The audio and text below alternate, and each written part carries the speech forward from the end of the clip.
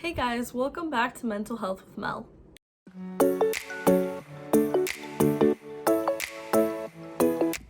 So I talked to you guys about my experiences in therapy so that you guys have a better understanding of what therapy is, what the process is. Obviously these are my opinions and everyone might have a different opinion on that, but I wanted to shed some light on how that all works and hopefully connect to some of you guys and help you guys see that therapy is important. And honestly, I feel like everyone should go, whether they have a mental health disorder or they are just having a hard time or they just need guidance. With that being said, it has come to my attention that a lot of people are concerned about going to therapy and some of the repercussions that come with it, if you want to see it that way. I see therapy as a really important thing. I don't see it as having any necessarily bad things that could happen, but we should address them. So the big one is the Baker Act. The Florida Baker Act law allows doctors, medical health professionals, judges, and law enforcement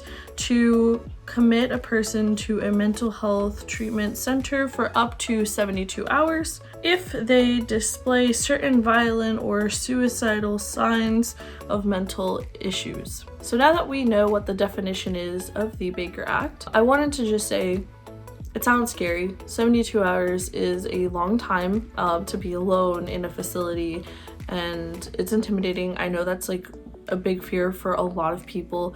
And with all of that being said, you're so valid in those feelings if you are a person that is scared of having that happen to you or consider it a risk of going to therapy. But at the same time, it's a system that was set in place in case of emergencies, severe mental illness, or just being in a very low part of your life and maybe considering hurting yourself or expressing that you want to hurt yourself or other people.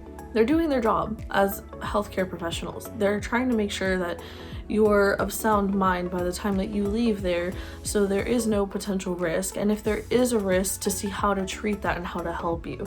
And that is very scary. I understand. I personally would never want that to happen to me, but at the same time, wouldn't it be better to go to therapy and have someone talk to you and help you with your feelings, maybe before they get that bad, so that they never get that bad and you never have to even worry about that option? Or if they are that bad, you expressed it and now you know that you're safe from yourself and from any of the thoughts that you might be having in your time of distress. So I would say it's definitely something that is serious. I wouldn't want anyone to go through it, but it could help you from hurting, it could help you not hurt yourself or hurt someone else, and that is very important. But I don't think that it should stop you from going to therapy. That is a very, very, very small risk, mostly if you're going when you're not at a really bad down. If you're going before you get to that and it's a preventative thing, you don't even have to worry about that. It shouldn't be the determining factor of whether or not you go to therapy, because at the end of the day, therapy is to help you. The Baker Act was meant to help you. All of the things that are going on in your head can be controlled or medicated and help you, and giving you the right tools to address those things. All of it can be changed. But if you're not working on yourself actively and trying to go to therapy and trying to learn how to work with it, you're never going to get better. And I would rather get better and have that little risk of something like the Baker Act happening to me than being sad and lonely and a train wreck and not having the Baker Act be an option. But in reality, if it gets really bad and out of control, you might end up at the hospital because of it anyways. So there's no running from it. So it's better to address the issues now than later and having to worry about all of the other more severe side effects of just being someone with a mental health disorder. I don't want anyone to feel like I'm trying to influence them in a way that they don't want to be influenced. But I do think that therapy has helped me a lot, and I would love for everyone to feel the relief and just wonderfulness that has been going to therapy. Hopefully you guys got some information from that and will reconsider all of that.